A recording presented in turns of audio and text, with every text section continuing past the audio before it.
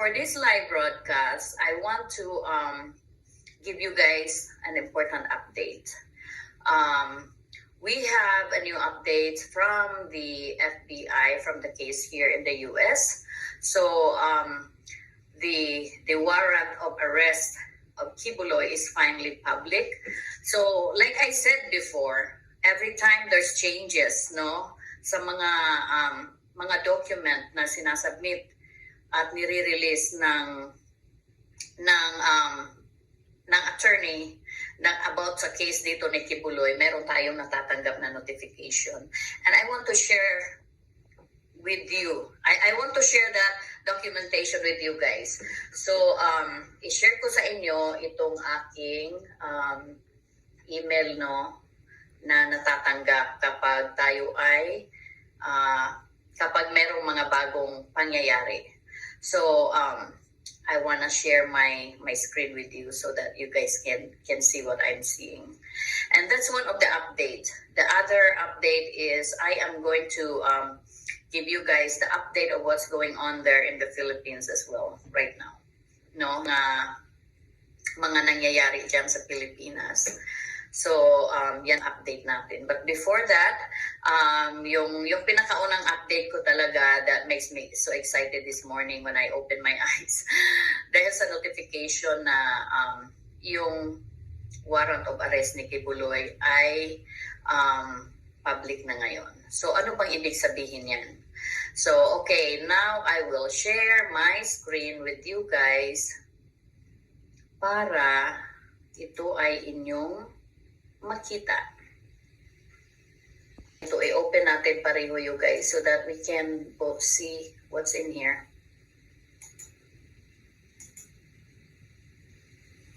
No, kasi importante ito, lalong-lalo na sa ating mga YouTuber, no, na nagsishare ng ating content at ang ating mga evidence dito. So guys, itong update na ito, this is not yet signed by the judge, no? Nakita nyo, it's still the date it's empty and it's not signed yet. So it may not be official yet, but it's already public. So it's highly likely na ito ay hindi maging problema o walang maging problema dito. So mababasa po natin. I don't know if you guys can read this, but if you guys want me to read this with you, I can. So ang sabi po dito, no,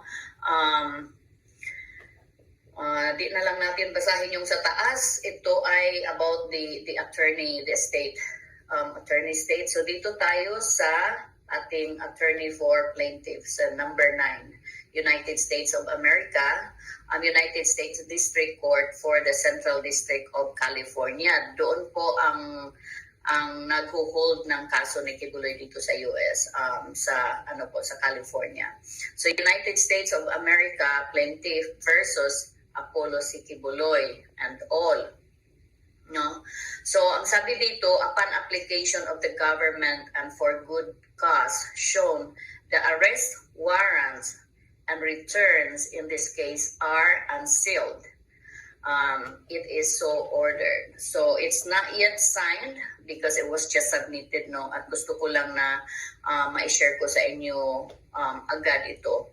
So it will not take maybe Monday, no, ma-sign na ito ng judge. But ito ay unsealed na, guys. So what does that mean? You know, when I read this morning, I ask myself, what does it mean? So I'm not a lawyer. Kaya hindi ko alam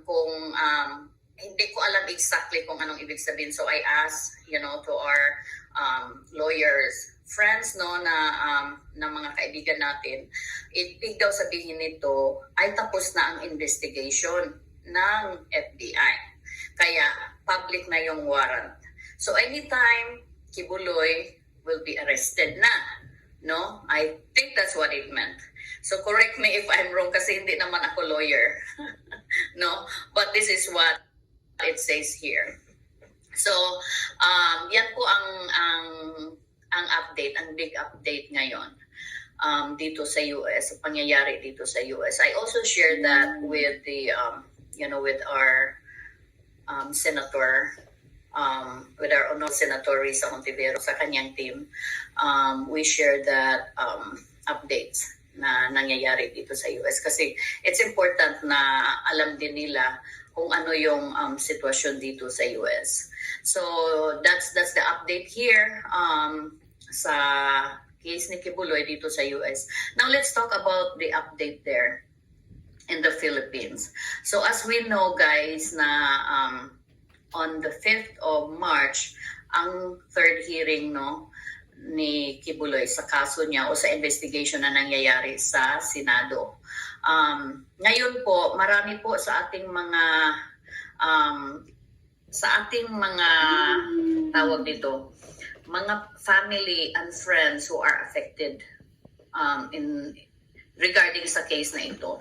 Katulad po ng aking, gusto ko lang maging public ito because I am here in the US, I am here in Minnesota, but I still have families in the Philippines. May mga kapatid po ako na nasa Davao, kasama ng kanilang mga anak.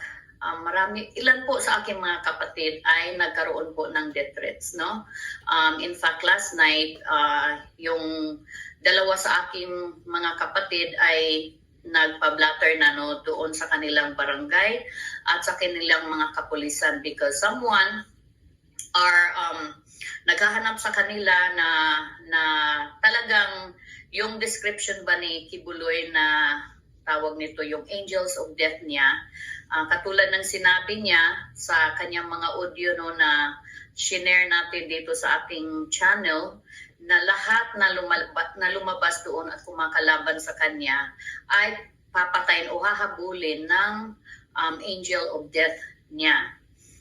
Magpapadala siya ng angel of death at hindi lang yung mga workers na nagsasalita o kumakalaban o tumatayo sa tama, kundi pati na ang kanilang mga family. So ganun po ang nangyayari. But we are not here to stop at this time. So ano ba ang intensyon ni Kibuloy? Bakit niya ginagawa ito? Ano ba ang intensyon? So sa ganitong pangyayari, it is important to know kung ano yung intensyon niya, ano yung motivation niya, bakit niya hinaharas yung ating like family, yung mga pamilya, mga kapatid ko na nasa Pilipinas. Ano ba ang motivation? Kasi gusto ni Kibuloy na tayo ay pahintuin. Babawiin natin yung ating mga sinasabi, yung ating mga testimony, at i-delete natin yung ating mga videos dito sa YouTube, para hindi na makita. Akala niya na yung kaso niya ay nakarelay sa akin. No, it's not. As we know that. I am just here to spreading awareness sa mga tao kung ano yung mga information na nasa akin, kung ano yung aming mga karanasan, yun lang ang aking sinasabi at pinapopulate. And I am glad because I am not alone doing this now.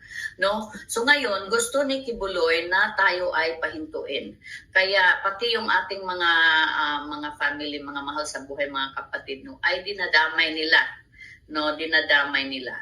But gusto kong ipaalam sa ating mga kapitbahay namin dyan, sa aking mga kapatid, sa aking mga pamangkin na tayo ay mapagmatsyag. At sa public din, sa ating government sa Pilipinas, kami po ay mapayapa, wala po kaming kaaway, kasama po ng aking mga kapatid, ng buong pamilya. We are law-abiding citizen. Wala po kaming kaaway. Wala kaming problema. Yung mga kapatid ko walang problema sa mga tao dyan sa Pilipinas. But because I speak up, but because I'm here standing up against Kibuloy, at nagkakaroon po ng death threats yung aking mga kapatid. Dahil yung death threats po na pinapadala nila sa atin ay hindi po nag-i-effect, yung mga paninira nila sa social media, yung pagtawag nila sa atin ng kung ano-anong pangalan, at kahit yung mga direct and indirect threats na ginagawa nila, ay hindi po tayo natatablan because we know what we are standing for. Pero si Kibuloy po ay hindi po siya humihinto doon.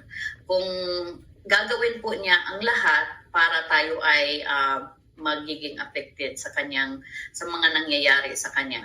But even in this time, no, even sa ganitong mga pangyayari, hindi po tayo tatakbo, hindi po tayo hindi tayo magdadalawang isip na ipaglaban kung ano ang tama at tatayo tayo sa tama. Why? Because we are not fighting alone. Tayo ay nagpapasalamat, no, kay Senator Risa talaga, because she is alone standing dyan sa Senate. Ang daming mga senador, no, na binutuhan ng taong bayan, pero pagdating sa ganitong sitwasyon, pagdating sa trabaho, hindi po nila ginagawa ang kanilang trabaho, hindi po nila pinoprotektahan ang mga tao, kundi pinoprotektahan po nila ang kanilang mga kaibigan. Ang kanila, kung sino po, kung saan po sila nakikinabang, doon po sila nagpo-protect. Hindi po sila nagsiserve sa ating bayan o sa atin, no, sa mga Filipino. Sila po ay nagsiserve sa kanilang mga sarili at kanilang mga kaibigan. Titingnan po natin, example, no, ang nangyayari dyan sa Senado. For example, kay Senator Tolentino, anong sabi niya? Kailangan daw ng due process. Pareho sila ni Amy Marcos, at si Robin Padilla, si Bongo, si Bato. Pare-pareho ang kanilang mga sinasabi. Bakit? Kailangan daw may due process, and I agree with it. Kailangan may due process, and this is the due process, no, na ginagawa. Bawat isa, bawat parte po ay binibigyan po ng pagkakataon upang tayo ay i-present ang ating mga sarili at i-present kung ano man ang ating mga argument. But the fact na si Kibuloy ay hindi sumisipot kahit ilang invitasyon na, that doesn't mean, no, na wala siyang karapatan o inapakan yung kanyang karapatan. You know, ang masama kasi sa atin dyan sa Pilipinas, because mahilig tayo magtakip o magtago ng mga kriminal kapag ito ay ating napakinabangan. No? Yan ang masama dyan sa Pilipinas. Kaya tayo hindi umuunlad. But now, guys, we see, no? Nakita natin it's even brighter than the noon sun, no? Ang mga nangyayari ngayon.